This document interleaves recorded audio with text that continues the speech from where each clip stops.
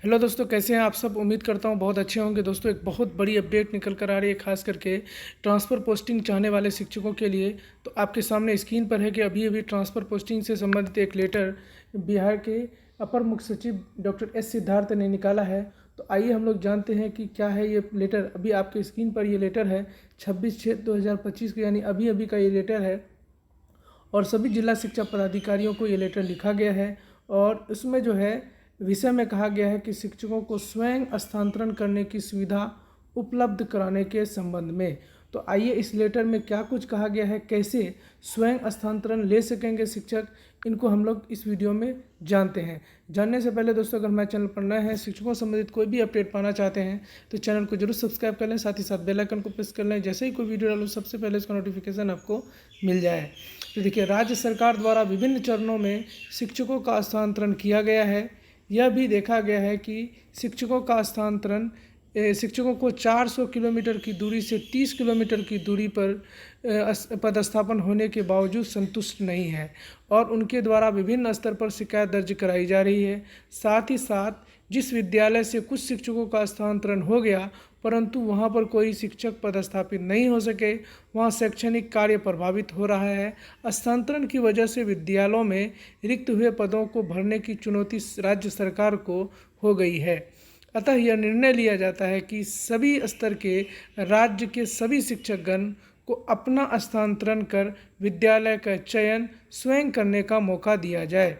ये बहुत बड़ी बात कही गई है कि आप जो है यह निर्णय लिया कि सभी स्तर पर राज्य के सभी शिक्षकगण को अपना स्थानांतरण कर विद्यालय का चयन स्वयं करने का मौका दिया जाए।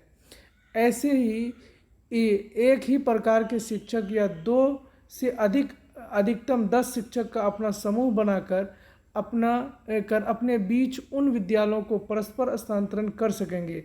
यानी शिक्षक अपना समूह बनाएंगे और इधर से उधर जा सकेंगे।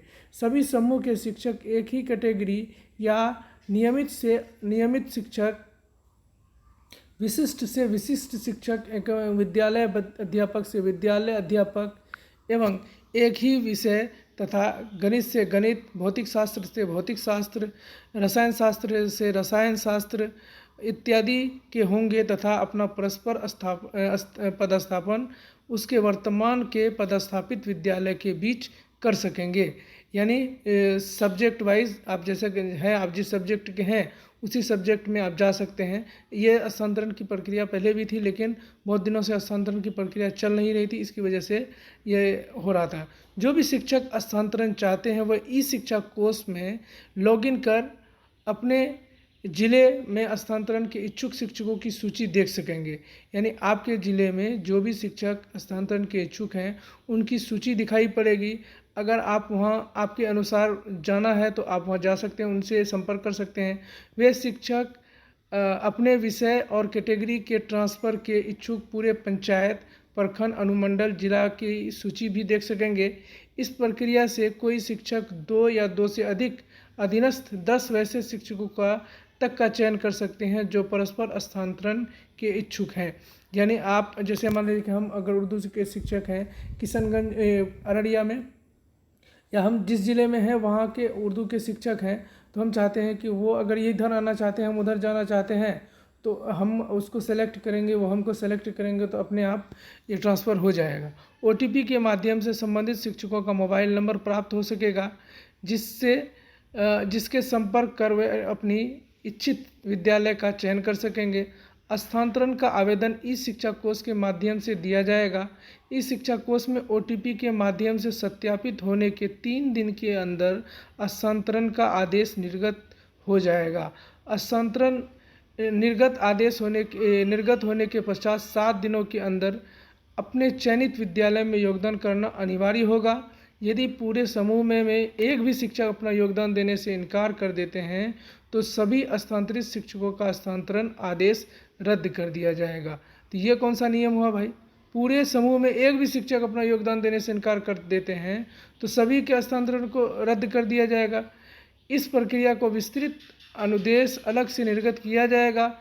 इस वर्ष चूँकि जून महीने में विभिन्न तिथियों के स्थानांतरण किया गया है, इसलिए विशेष परिस्थिति में यह व्यवस्था 10 जुलाई से पूरे माह के लिए उपलब्ध रहेगी। इस व्यवस्था में राज्य मुख्यालय अथवा जिला स्थापना समिति की भूमिका अथवा कोई हस्तक्षेप नहीं रहेगा। राज्य के सभी शिक्षक विषय शिक्षक समूह अपने स्तर से ई शिक्षा कोष के माध्यम से परस्पर स्थानांतरण आदेश प्राप्त कर सकेंगे।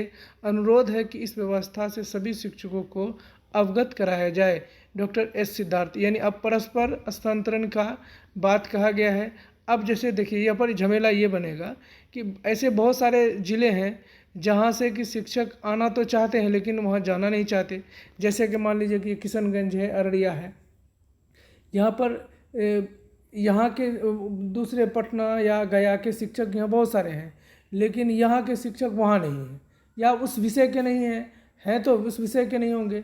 ये झमेला लगा रहेगा। यहाँ से आप वहाँ जाने के लिए इच्छुक हैं लेकिन वहाँ पर उस विषय का सब्जेक्ट का टीचर ही नहीं है, तो आप वहाँ कैसे जाएंगे? तो ये कहीं ना कहीं दिक्कत है, हो सकता है। और इसकी मान लीजिए कि बहुत सारे शिक्षक हैं, इसकी बहुत सारी संख्या हो सकती है, उतने विषय के हैं नहीं है, बहुत सारा दिक्कत हो सकता है। चलिए आगे देखते हैं कि क्या कुछ करती है विभाग।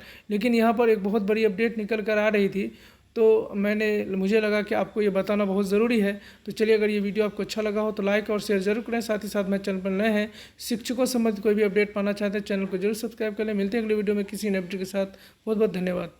और इस बारे में आपकी क्या राय है? क्या ये जो प्रक्रिया लाया गया ये कहीं कहीं शिक्षकों के लिए सही साबित होगा या फ़ायदेमंद साबित होगा या नहीं? मुझे तो लगता है कि ये फ़ायदेमंद साबित नहीं होगा, क्योंकि हर ज़िले में उस तरह के शिक्षक का होना कोई ज़रूरी नहीं है कि उस विषय का शिक्षक हो और वो यहाँ आना चाहे। अपने आपके ज़िले में जहाँ आप हैं वो वहाँ आना चाहे, आप वहाँ जाना चाहते हो तो आप नहीं जा पाएंगे।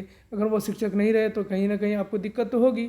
और हो सकता है कि मान लीजिए कि 500 शिक्षक यहाँ से जाना चाहते हैं और उधर से 200 ही शिक्षक आना चाहते हैं, तो आप कैसे उससे परस्पर स्थानांतरण करेंगे? तो इसका मतलब जो इसको नहीं मिलेगा वहीं रह जाएंगे।